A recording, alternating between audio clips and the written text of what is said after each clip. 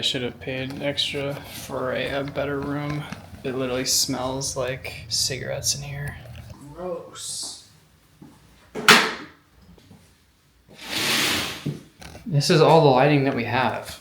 The camera is not exaggerating. What is this corner?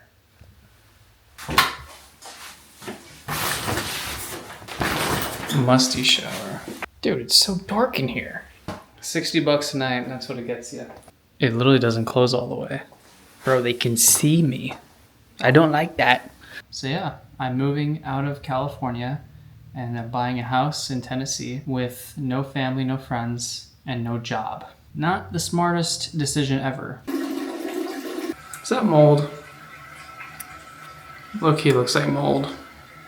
Here, oversold here. This is what I call, or very close to a quad divergence. All right, well, little update. Closing was delayed. Yeah, the people in the big offices were taking their sweet time, so they had to push my closing date another day, which means I had to extend my stay. Now, my first hotel was pretty raunchy. I mean, it had nothing there. The TV didn't work. The shower had mold on it. It was gross, and it smelled like cigarettes. I didn't want to be there for more than 5 minutes. The bed was comfortable though. Keep asking myself if this is the right decision. At the end of the day, I just feel stuck. I really do. Just in LA, everything is so freaking expensive and I can't own a home in LA. So with that said, I'm gonna enjoy the rest of my day in this nice hotel. Tomorrow we sign the papers and we get the house. So scary stuff. I don't know how I'm gonna move all my stuff from Los Angeles to Tennessee. I have not even thought about that. I have 4 cars and 3 motorcycles. It's gonna be tough, it's scary, it's fun, but I'm ready for a new chapter. It is official, I bought a house. Pretty freaking exciting. Pretty exciting. Pretty scary, but exciting. And we just finished signing all the papers. It took like an hour signing my life away. I'm currently on the way to that home right now just to check it out. Look how beautiful this is. Look at that. Imagine frolicking in that field. That's nice. So beautiful, beautiful neighborhood, very quiet. I'm gonna ruin that with my shenanigans, but new chapter. I'm gonna pull up like in 5 minutes. I'll give you guys a tour. All right, let me give you guys a little house tour. So front door, you enter. And we have like their dining area. This is the living room. You know, it's not that big of a house, but it's not nothing. And then coming over to the left side, we got 1 bathroom, pretty spacious. And we've got 3 bedrooms. Look at that. Here is the kitchen. Pretty nice kitchen. It comes with a refrigerator. What do we think here? What do we think? This is pretty nice. Oh, this is crazy. I can't believe I just bought this freaking place, dude. Oh my God. But let me show you guys the best part about this house. Oh yeah. Garage. Check it out, boys. Comes with these workbenches. This is a really spacious 2-car garage. The only unfortunate downside is that the water heater and the hookup for the washer and dryer is right there. Not ideal, but I think we can make it work. We have a wall-mounted garage door instead of your traditional ones that hang from the middle. So if we do put a lift in here, which I want to, we'll have a good amount of room.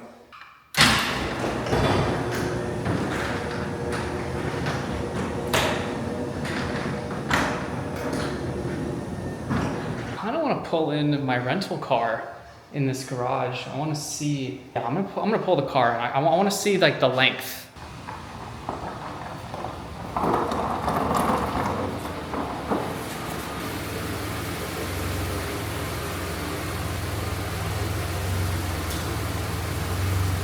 So that's 1 car. This is a pretty good amount of room. Might have some toolboxes on this side, but that's still That's still a really good amount of room. That's a really big driveway, guys. Look at this. I mean, ideally, we'll cement this and pave it. But man, dude, we can fit so many cars back here. It's crazy. Yeah, we'll be able to fit so many cars. Look at this backyard too. And it's got this nice little porch. Like, this is sick. And it comes with a shed. It comes with a shed.